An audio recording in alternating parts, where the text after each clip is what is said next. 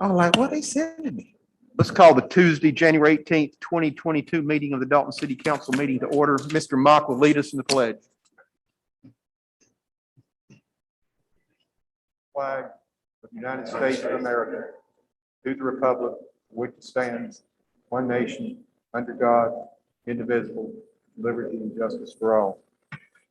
The agenda is before y'all. We have one change on it, a reappointment to the Housing Authority.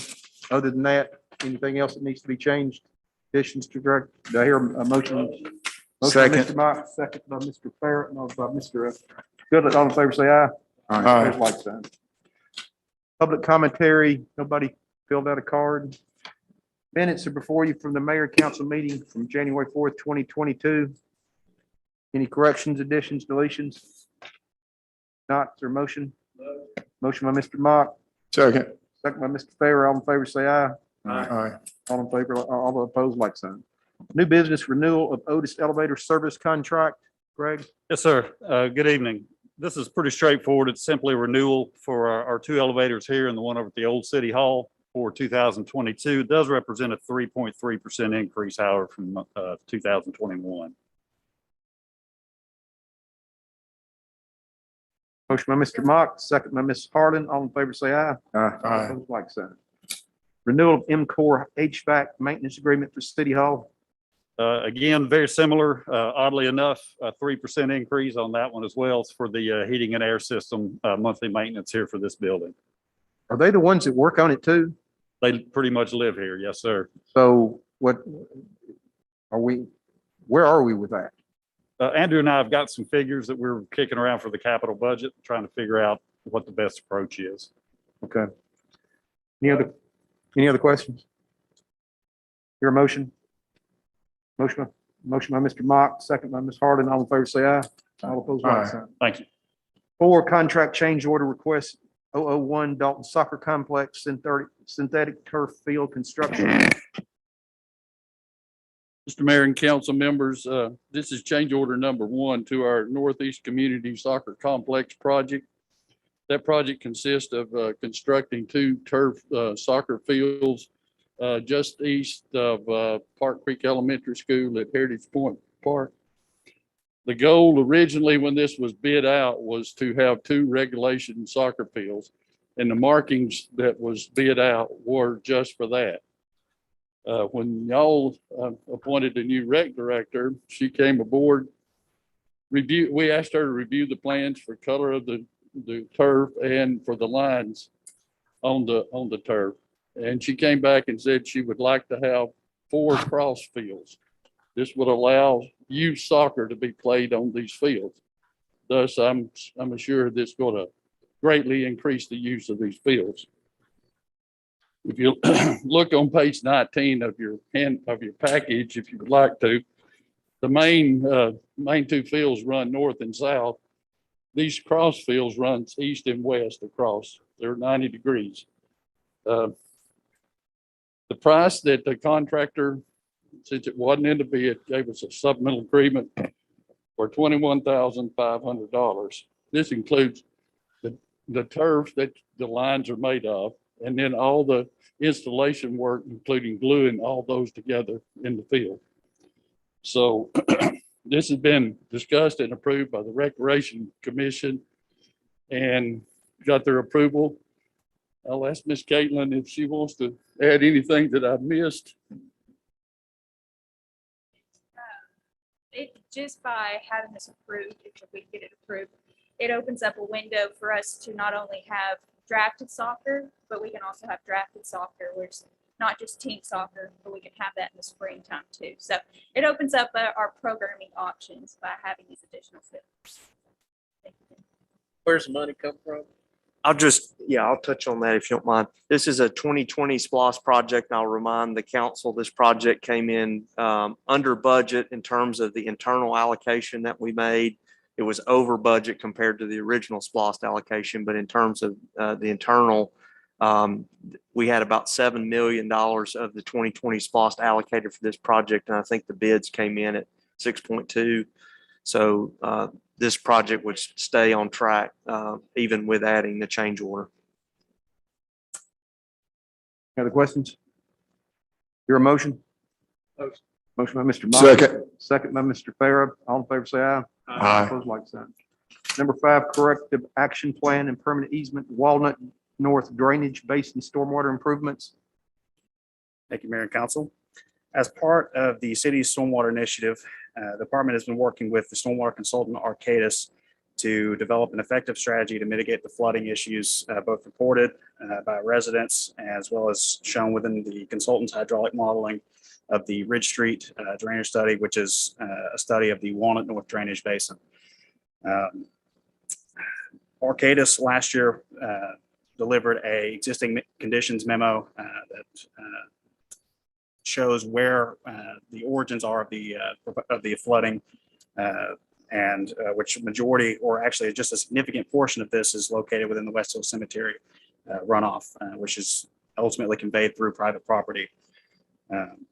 This corrective action plan that I propose to you today for consideration is necessary for implementation of certain aspects from the proposed improvement scenarios E, which was provided by Arcadis within the improvement scenarios memo from October of 2021.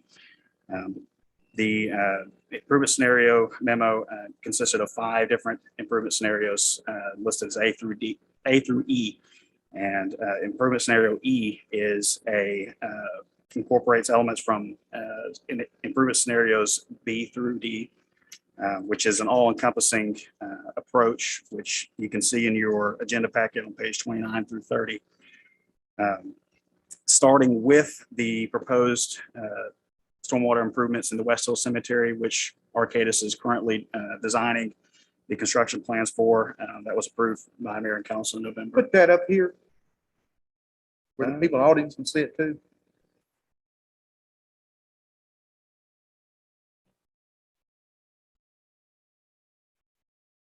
Mhm.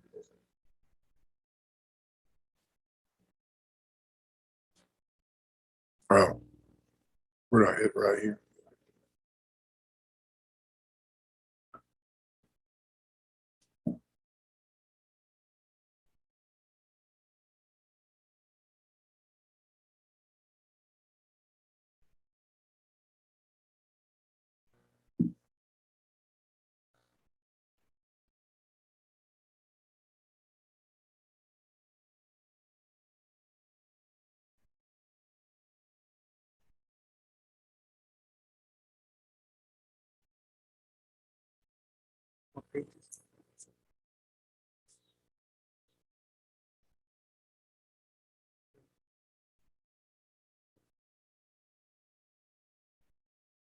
There it is.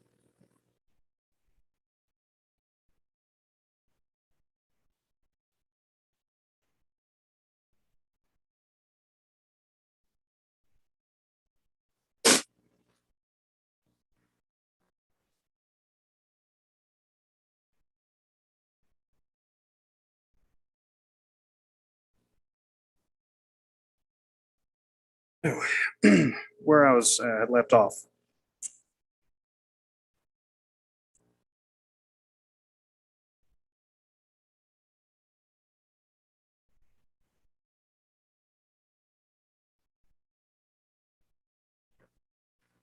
Improvement scenario E. Based, I'll go from the top all the way through what this fully consists of. Improvement scenario E starts with the proposed improvements in the Westfield Cemetery, where we hope to provide the greatest impact for flow attenuation. And going from there, there's a proposed, the red line you see on the graphic is a proposed bypass system, stormwater system to convey the water away, a lot of the water away from private property. I hate to interrupt you again. Can you Yes, sir. slow down and tell us about in the cemetery there exactly what we're doing? So in the cemetery, we are incorporating green infrastructure by, which is the area in green called regenerative stormwater conveyance. This is a method of inline detention. It's a series of plunge pools that cascade on a slope. It's a way of having detention that's on a slope embankment, basically. So each individual pool collects water, which allows for infiltration, as well as providing storage capacity, as well as flow attenuation. From there, we have in blue, the shaded blue is the existing, where are both locations of existing dry detention storage basins. The proposal for improvement scenario C, which is part of scenario E, which Arcadis is currently designing, is to expand the dry detention capacity to the max without impacting any grave sites, basically doing everything we can on city property. Like I said, this was approved by Mayor and Council for revision task order 4 for these construction plans in November. Going from there, starting at where the water is conveyed across Emory Street, the red line you see here is a proposed bypass stormwater conveyance system that will divert large portions of the water off from the impacted properties that are on Ridge Street, as well as McFarland, in an effort to reduce the flooding impacts and increase the level of service of the pipes. Basically, a bypass system that's located within city right of way. Going on to page 30, this is where picks up where the stormwater system, bypass system, is conveyed down to Ridge Street, where it enters an open channel along McFarland Avenue. And from there, the bypass system will pick up on private property, starting on private property, and moving down, staying within the city right of way onto Valley Drive, which will take a 90-degree turn south and will ultimately end up in between 705 and 707 Valley Drive as the outfall location. So as part of, let's see, let's go ahead and start. So as part of this corrective action plan, section 96-1 of the city ordinance provides acceptance of temporary or permanent easements for public dedication of certain drainage systems, including those connected directly to the city's existing drainage networks. That being said, the challenges with resolving stormwater issues in large drainage areas such as this, to achieve the desired effects, you have to, in a lot of ways, encroach onto private property via an easement, a drainage easement, to both connect this existing bypass system as well as to correct the damages caused on private property from the drainage network that was where the water originates on city property. So moving down to the proposed areas where for the scope of work that's off right of way that this corrective action plan encompasses, starting at 601 Greenwood Place. Basically, this is the location where the bypass system will connect to existing drainage network. There's a potential that this structure may be located off city right of way. From there, next location is 602 Ridge Street, where the this example of an existing stormwater culvert that was determined to be in poor shape due to the invert being large portions of the invert being eroded away. This is part of the corrective action plan to go back and repair and resolve the issues located off right of way. From there, this pipe network connects to 612 Ridge Street. This particular property has a sinkhole developing due to their invert as well being eroded away. So this is another effort to resolve the conditional issues located on this property. Further moving south, from 612 Ridge Street, the network picks up onto 614 Ridge Street, where this pipe as well is deemed to be in poor shape. And both these pipes are also within close proximity to residential houses. From there, 701 Greenwood Drive, basically this is where the stormwater bypass system will come down to off right of way, conveyed to this open channel. From here, 622 and 618 McFarland Avenue, basically The purple line you see here is would be the easement required for the proposed bypass system where it connects to the open channel. And the light blue line is where an existing corrugated metal pipe is located that is also deemed to be in poor condition. Moving all the way down to, from there, the bypass system will stay within city right of way, moving all the way down to 705 and 707 Valley Drive. 705 Valley Drive, which was this culvert, was also deemed to be in very poor condition. There's a section of pipe on the southern end that's actually blown out, posing as a threat to the structure, enclosed structure to the right of it. And 707, which is just south of 705 Valley Drive.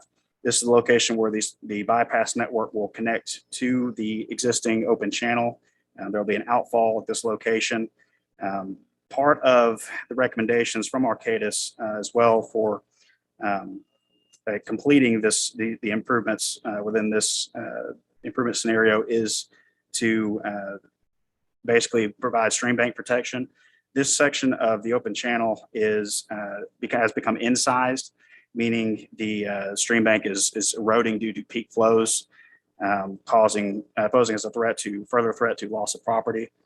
In conjunction with the improvements in the Westfield Cemetery, as well as all of these proposed improvements, this will bring a level of service. And what I mean by level of service, a level of service is the maximum design capacity performance that a pipe can convey for water.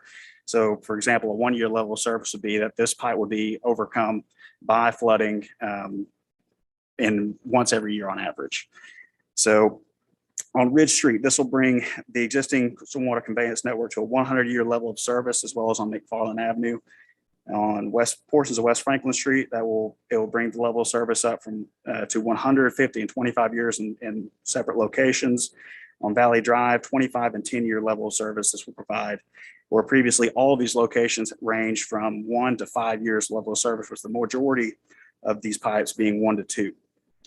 So this will provide significant flow attenuation for these residents, and also will bring up the level of service to all these properties listed to city code requirements, which is a 10-year level of service. If the proposed plan is approved, the department will work with city attorney, Mr. Terry Miller, to develop a temporary and permanent easements and agreements for each property associated owner, and each will be brought forward for consideration for mayor and council for consideration by mayor and council for the execution of these plans off right of way at a future date. This plan is also, these specific locations can be revised if needed, if any further comment is provided for that. I believe that's it. Just if I could say, this effort has been, the city has been studying this drainage basin now for over a year. Basically, the Public Works Committee members could attest to the fact we review this monthly. We've had a lot of meetings with property owners along the basin. We've sent surveyors out. This has been several months in the making to get us to this point. And what Jackson is requesting, is a key procedural step, since this does involve private property. We've only had one other project like this since the ordinance was amended in 2021. You might recall the Rocky Face Estate subdivision sinkhole repair. That was the very first project that encompassed this section of the ordinance that was approved by council. So if approved, it doesn't necessarily lock us into very specific details. What it would allow us to do is move forward, have a public information meeting, contact all the property owners, get additional feedback, amend the plan as fit. Just from a staff perspective, it's very difficult for us to move forward, since this does involve quite a substantial amount of private property without this key action by the council. What I would also say is this plan, as Jackson's outlined, the reason a lot of this work has to take place on private property to align some of these older pipes is because they have to remain, even though we're adding redundant lines and bypass lines in the city right of way. some of these pipes are located in the low point of the basin. So they've got to remain. They'll be conveying water that, potentially could still have, a drainage component coming from city right of way. So everything that Jackson's talked about tonight is really the culmination of the overall plan. To get those benefits that he described, we have to execute the plan as shown. And so I would certainly recommend to the council moving forward so that staff can continue to work with these property owners, secure easement interest to allow this project to move forward. We understand this is a large financial commitment. Not all of the funding sources have been totally identified. We're working on phase one, the cemetery. The funding has been identified for that. But taking this action would allow us to move forward in that process. And I would defer to the Public Works Committee members if they had anything else to add on.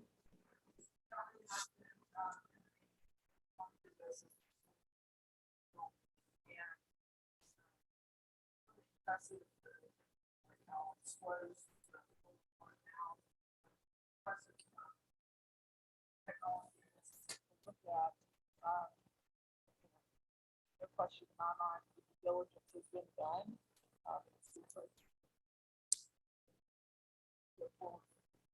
The only question I have, you said you met with some of the property owners. Did they like the plan also? Do y'all want to?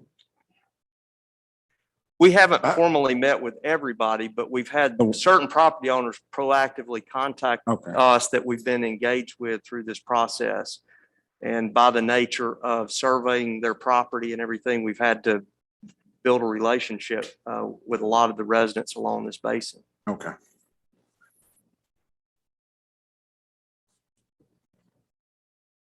Mr. Parker, Mr. Shepherd, this is only my second meeting here on the council, but in my days in the state Senate and the Department of Transportation Board, we always had meetings with people whose property was going to be affected before action was taken, not after action was taken. This seems a little bit in reverse to me, unless all these people out here know a whole lot more about this than I sense they may. But they're all here. Several of them are here tonight. They didn't any of them sign up for public comment, but I'd certainly be interested in hearing from them as to how much knowledge they've had about this. And, I know there's some kind of a plan for an informative meeting, but after we've already taken some kind of action to approve the design, that seems sort of reverse to me, at least. Definitely a tricky procedural issue, because what we didn't want to have happen, if there's not support of the council to move forward, we didn't want to create the perception at a public meeting that this work was being committed to by the city.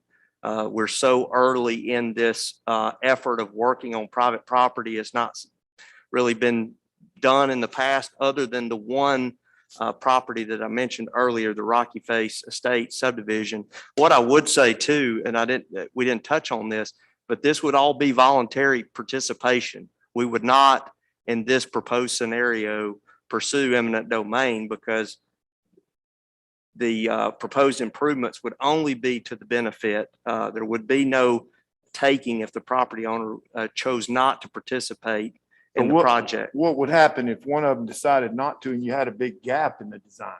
Well, the proposal, the great thing about this scenario is the fact that we're trying to get all this water the best we can back in the right of way.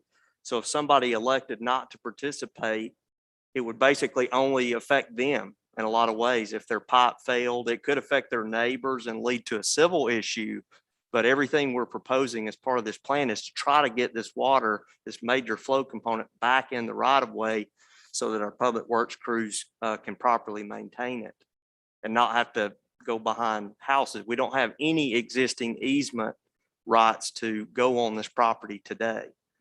Well, as you know, I have a particular interest in this area of the city for lots of reasons, but I'd be the last one to try to stand in the way of getting this thing resolved. But I also want to be sure that the people who are going to be directly affected by this have some knowledge and full knowledge, since it's going to be, greatly affecting their properties, before we take any action.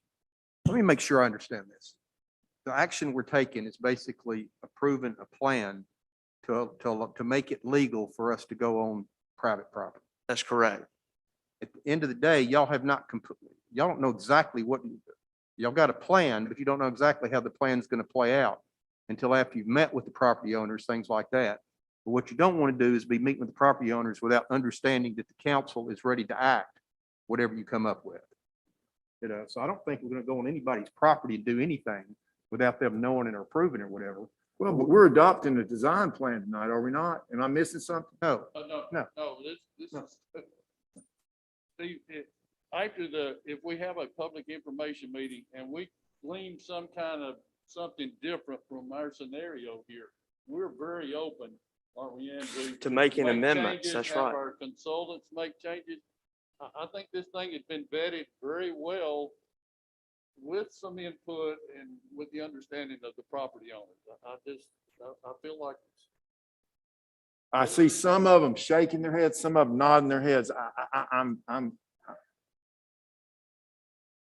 Well, we certainly can wait to do the public information. The city's just been working very diligently to try to bring relief to the whole basin.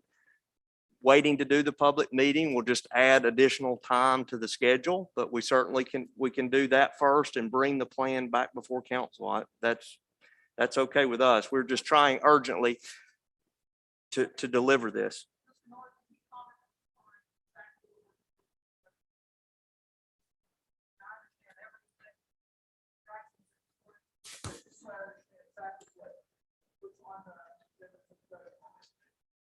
I think that, let me pull back to the cover sheet here.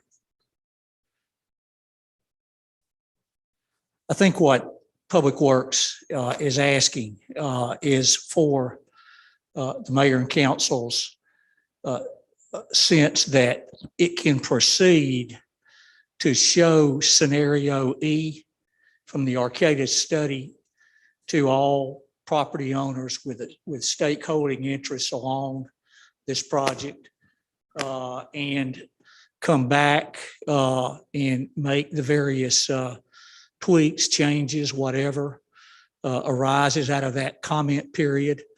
I know that the administrator brought the attorneys into the project early last year.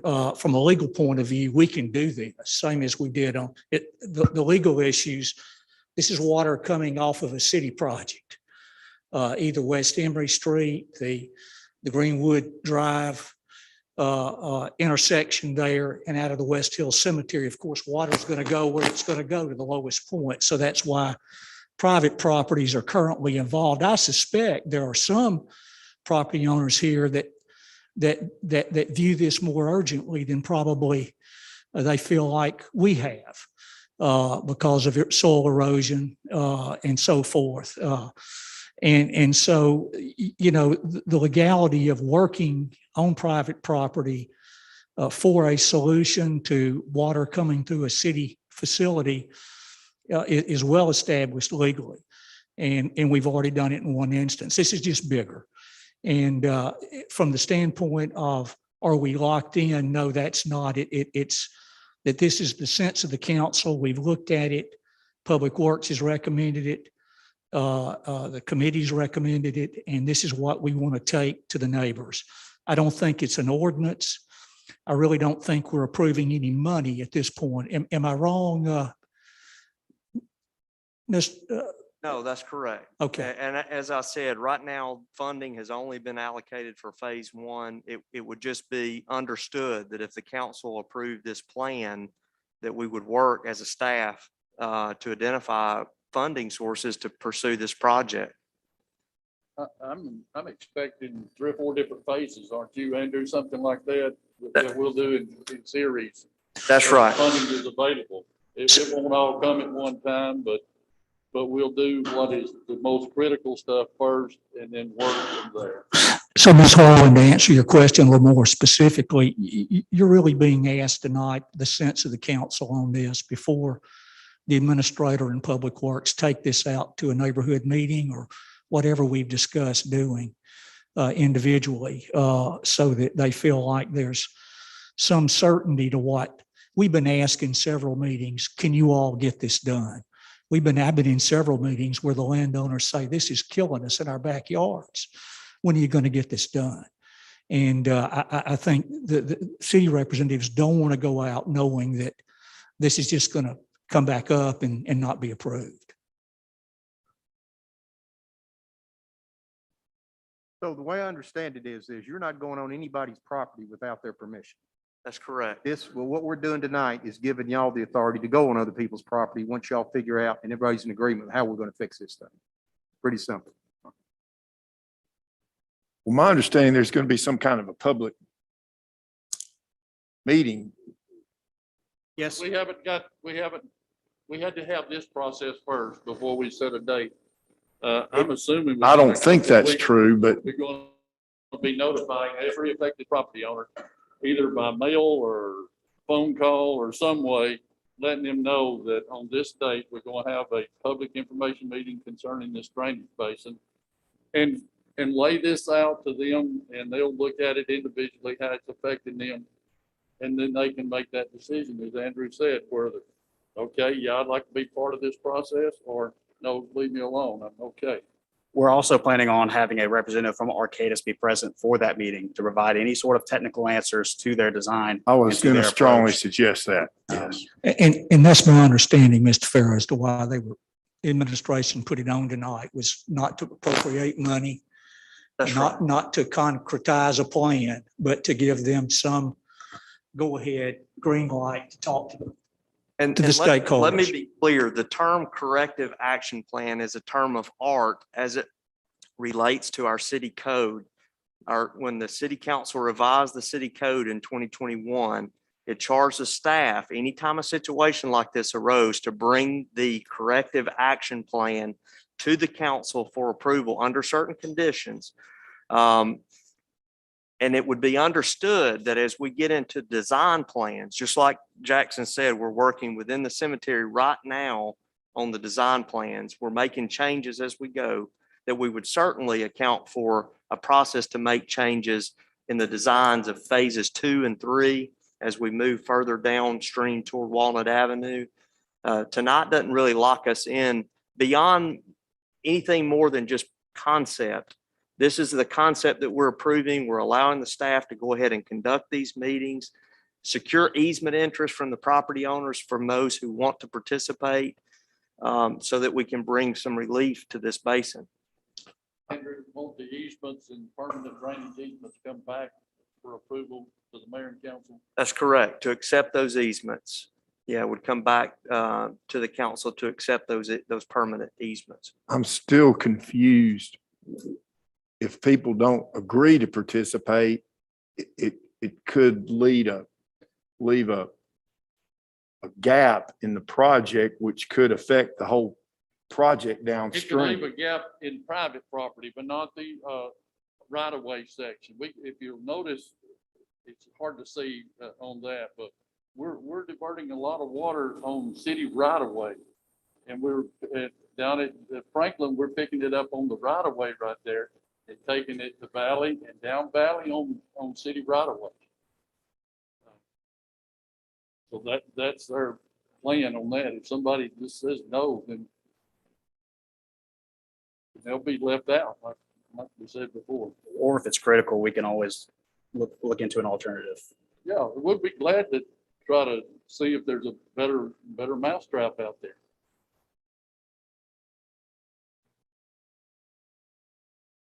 Any other questions? Hear a motion? Motion by Mr. Mock, second Ms. Harden. All in favor, say aye. Aye. All opposed, like sign. Number 6, approval of 2022 Equitable Sharing Agreement with the Department of Justice for the Dalton Police Department. Chief?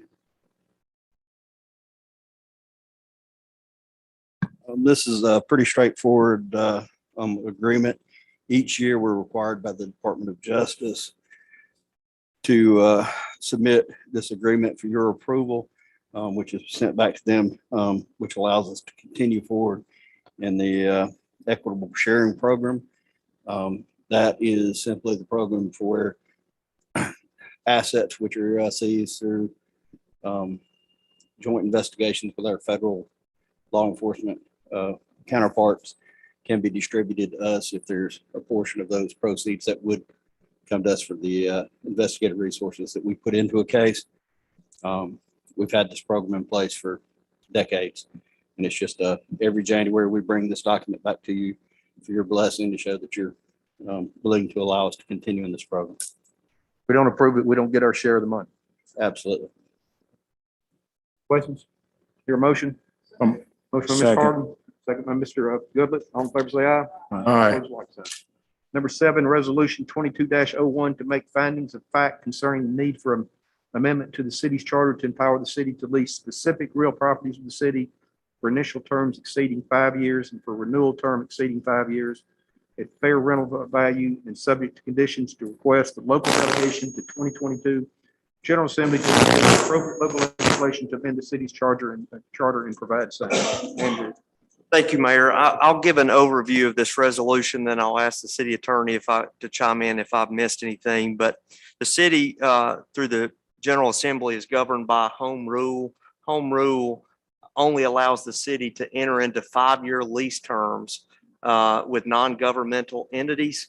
Right now, the city has several properties that it leases that exceed those terms, and we have potentially the need at some sites to go into longer lease terms, specifically at the airport, for example, where we have business owners that may want to enter into a long-term ground lease, construct facilities that would require amortization over a longer period than 5 years. So what this resolution does is it would ask our local delegation to the General Assembly to allow the city council to enter into longer lease terms on 5 specific properties, and I'll list those now. Basically any tract on the Dalton Municipal Airport for aircraft hangars, fixed-based operation, non-fixed-based operations, and other economic uses. The old City Hall at Penn Street, the Emory Center on Emory Street, the old downtown main post office, which is currently occupied by the Chamber and the CRI. And then the last is the old Dalton Fire Hall on Penn Street, which is currently rented by or leased by Dalton Little Theater. The stipulation on this lease would be that the council could enter into up to 25-year lease terms if approved, if this local legislation would be approved by the General Assembly, and allow for renewals up to 10-year periods. And keep in mind, this is only for when the city is leasing property to a non-governmental entity. We are allowed to go in longer terms already with intergovernmental entities like the school system or Downtown Development Authority. So this resolution just authorizes us to ask the local delegation to amend our charter to allow for these longer lease terms. And I'll defer to the city attorney if he had anything else to add on that. How this came about is in 2010, the General Assembly of Georgia enacted this portion of the municipal code that limited most leases of municipal properties and assets to 5 years and with 1 5-year renewal. Well, in the instances that Mr. Parker has just cited, the city here had for years found benefit in leasing, particularly the airport properties. No one's going to invest the money in those non-fixed based operational sites that has been there for a 5-year lease or with a 1 5-year renewal, with the possibility that they'll lose it through some bid or auction process in 10 years. And many cities with airports have done these charter amendments, either for their airport authority or if it's general aviation owned by the municipality like it is in Dalton. And so we've talked with the delegation. The issue came up earlier in the year when one non-fixed based operator wanted to change the footprint, I think, of their facility at the airport, was going to spend a substantial amount of money to enhance the project. And wanted the typical 25-year lease. And we looked and said, whoa, wait a minute, since all this began, we need to clarify this through a charter amendment. So that's all it is. And I think the other buildings had been leased probably for some time before as well. I'm not familiar with the dates of leases of every piece of property, Andrew, but that's how this has come about. Any other questions? Your motion on this? Don't move. Motion by Mr. Farrow. Your second? Second by Mr. Mock. All in favor, say aye. Aye. All opposed, like sign. Number 8, this is a first reading. We will not take action on this tonight. Ordinance 22-01, an ordinance to amend the article hotel motel tax of the revised code of the 2001 of the city of Dalton for purpose of incorporating provisions of House Bill 317 of the 2021 session of the Georgia General Assembly into the city's regulatory provisions to make certain technical corrections to section 106-33 to conform to the tax rate specified in section 106-32 to provide for information reporting of properties within the city that are listed for lodging or accommodation by a marketplace facilitator or marketplace innkeeper, as the case may be, for purposes of administration enforcement, provide effective date, provide for severability, and for other purposes. Who's got that? Terry?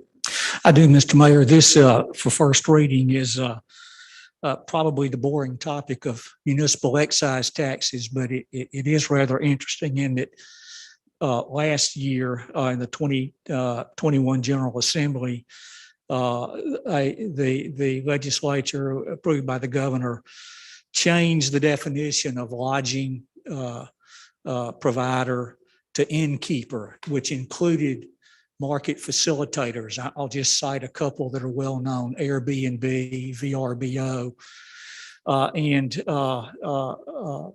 the city clerk called our attention in the middle of the year that these changes had been made and that this ordinance needed to be reviewed and updated. Ms. Jackson's office has had a hand in it as well because of the revenue aspect. So what I have on the table does 4 things. I've asked both the clerk's office and the finance department to review this and give us any tweaks or comments before the next meeting, but does 4 things. It updates the definition of an innkeeper to include these types of marketplace facilitators, typically online. Second, it makes a technical correction that Ms. Chatham had indicated needed to be made when we first discussed it about the rate. In one place in the existing code, there's a 6% rate, but the rate has really been 7%, and that conflicted with another section. So that's a technical amendment. The third thing is to provide a clarification as to what is rent. This comes from the finance office. At one point in time, they say that they had been not challenged, but questioned on what to do with excise tax on cancellation fees or no-show fees for a hotel or motel room. And we're making clear that if you don't refund it, you're the innkeeper and you do charge and keep a cancellation or a no-show fee, that the tax is to be paid on that kept fee. And that had always, I think, been the city's understanding, but we want to clarify it. The fourth thing and the final thing comes out of the clerk's office, and that is the state statute doesn't really provide a great way for a municipality or county to administer and enforce this ordinance because we don't know what these properties are. We're not entitled to know under the state statute. So we've done what Savannah, Atlanta, and several other cities have already done. And that is, we've said, number one, we can't by law create a private rental registry. We can't do that. But we can, similar to what the state revenue department does and the IRS does, we can require property owners that contract with Airbnb, VRBOs to come in if the property's in the city and file a confidential report on a form with the clerk for administrative purposes only. It will remain confidential within the clerk, within the city, and within the finance department so that we can know what to expect in terms of the revenue from these various marketplace facilitators. We feel like that will pass muster under the state law. There may be other changes. Ms. Chatham and Ms. Jackson, that you want to suggest, but that's what you have on the table tonight. Questions? We'll take action on this at the first meeting in February. Under supplemental business, we have a reappointment of Courtney Brock to the Housing Authority to serve a 5-year term to expire 12/31/2026. Your motion? So moved. Motion by Ms. Harden, second by Mr. Goodett. All in favor, say aye. All right. All opposed, like sign. Your motion, we